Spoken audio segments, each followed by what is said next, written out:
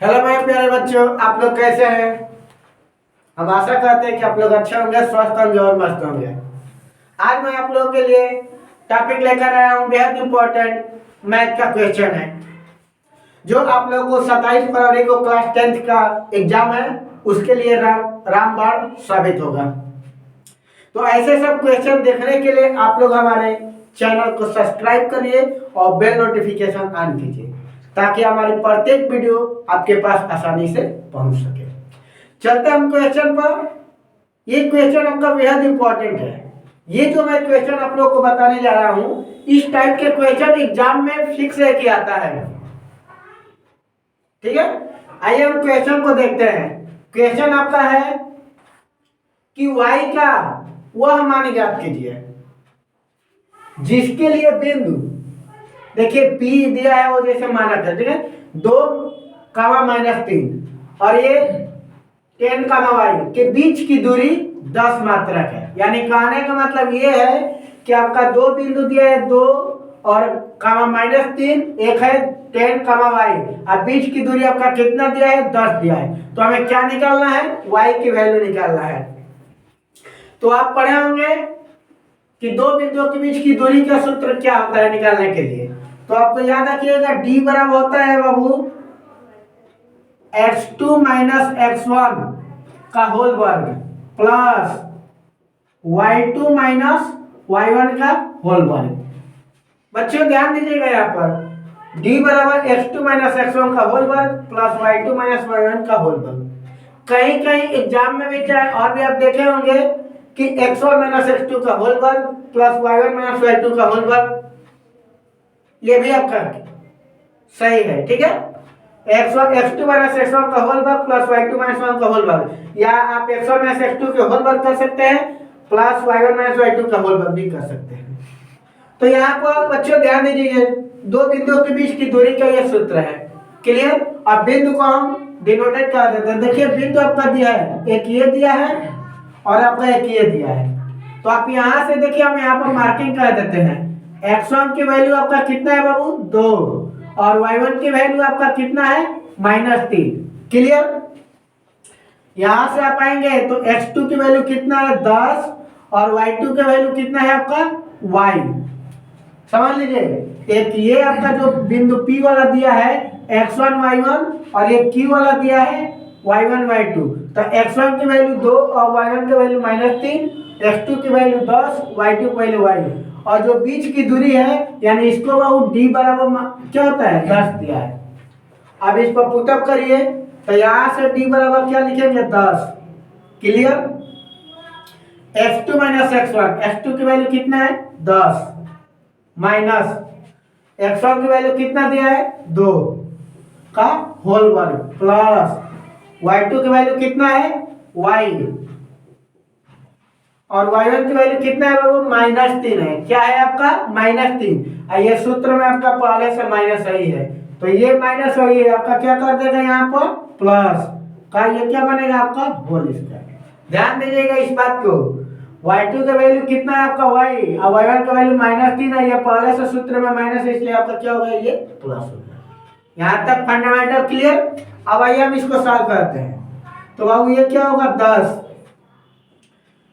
- 2 8 होगा, 10 - 2 8, 8 का स्क्वायर करेंगे तो कितना होगा 64 प्लस ये देखिए y + 3 का होल स्क्वायर दिया है, यानी इसको कर सकते हैं क्या हम a + b के होल स्क्वायर पर लिखेंगे।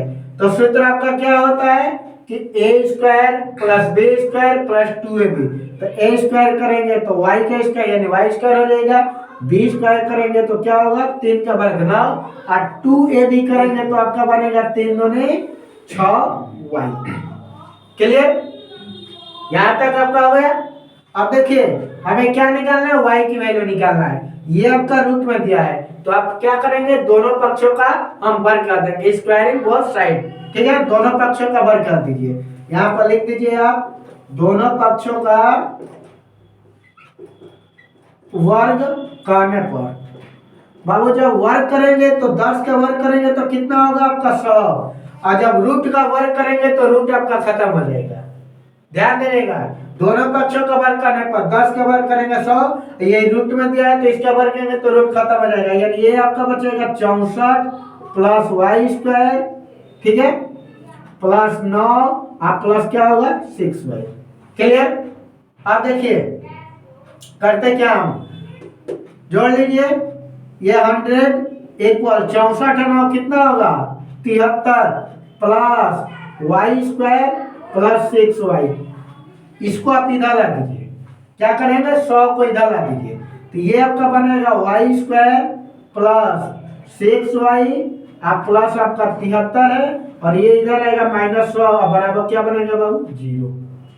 क्या बनेगा यहाँ पर आपका 0। अब देखिए ये वाई स्क्वायर प्लस 6y और ये घटेगा तो क्या बनेगा -27 बराबर 0। क्लियर। अब हम यहाँ पर क्या करेंगे, आप गुणनखंड पढ़े होंगे फैक्टर, तो 27 का ऐसा खंड करेंगे घटाने से कितना आना चाहिए 6 और मल्टीप्लाई करने से 27। तो आपको पता है कि 9 में 3 से मल्टीप्लाई करेंगे तो 27 होगा और 9 में 3 घटाएंगे तो 6 हो जाएगा। यहाँ पर माइनस है तो घटाकर ही लाना है, ये भी ध्यान रखिएगा।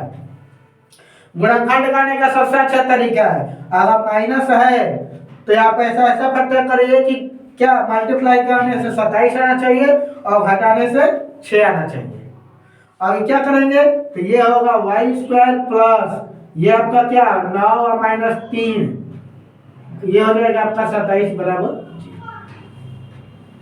अब ये समझ लीजिए यहाँ पर ये क्या होगा, इसका गुणा करेंगे तो ये बनेगा वाई स्क्वायर और ये आप करेंगे तो क्या होगा प्लस 9y और ये आपका क्या होगा -3y और ये आपका क्या होगा -27। क्लियर। ये हो गया आपका यहाँ से। अब क्या करेंगे, दो का ये पेयर बना लीजिए, तो ये आपका y कॉमन हो जाएगा तो y प्लस आपका क्या होगा 9 और यहाँ पर क्या -3 कॉमन लेंगे तो क्या बचेगा y प्लस क्या होगा 9। क्लियर। y कॉमन तो y प्लस 9 या -3 कॉमन है तो y प्लस 9 हो गया। अब बराबर यहाँ पर क्या होगा बाबू 0। क्लियर। अब देखिए एक होगा आपका y प्लस 9 और एक होगा y -3 बराबर 0। अब यहाँ से आप यदि करके निकाल लीजिए, तो यदि करेंगे तो देखिए ये हो जाएगा y प्लस 9 बराबर 0, तो y बराबर क्या आएगा -9। क्लियर हो जाएगा ना। और यहाँ से एक हो जाएगा आपका क्या, यदि y -3 बराबर 0 तो y बराबर क्या निकल गया 3। y बराबर एक आपका ये आ गया, ठीक है, और एक आपका ये आ गया y बराबर। चाहेंगे तो चेक भी कर सकते हैं, जहां पर y की वैल्यू रखे हैं ना, तो एक बार यहाँ पर अगर -9 रखेंगे तो -9 और 3 कितना होगा 6, तो 6 का वर्ग करेंगे 36 और 10 में 2 करेंगे 8, 8 का वर्ग 64, तो 64 36 करेंगे तो ये कितना हो जाएगा 100 निकल जाएगा ना। क्योंकि ध्यान दीजिएगा चेक करने का सबसे अच्छा तरीका जो आपका दोनों सही है, यहाँ पर जो आपका y की वैल्यू -9 आया है तो आप यहाँ से चाहेंगे तो दोनों के बीच की दूरी कितना है 10 दिया है ना, तो y बराबर 9 अगर इसमें पुटअप करते हैं -9 तो -9 और 3 कितना होगा -9 और 3 करेंगे तो 6 -6 और -6 का वर्ग करेंगे कितना होगा 36 और 10 में 2 करेंगे 8, 8 का वर्ग करेंगे 64, तो 64 और 36 100 होगा और 100 का वर्ग निकालेंगे तो 10। अगर 3 आप रखेंगे तो यहाँ पर 3 रखिए तो 3 और 3 6 का वर्ग करेंगे कितना होगा 36 और ये आपका क्या होगा 10 में 2 8, 8 का वर्ग करेंगे क्या 64 और 36 100, ये निकल जाएगा। तो यहाँ पर आपका दोनों आंसर क्या होगा, यहाँ पर y की वैल्यू दोनों सही है, एक आएगा -9 और ये आपका 3। क्लियर। तो इस तरह से आपका ये क्वेश्चन सॉल्व हो गया। धन्यवाद।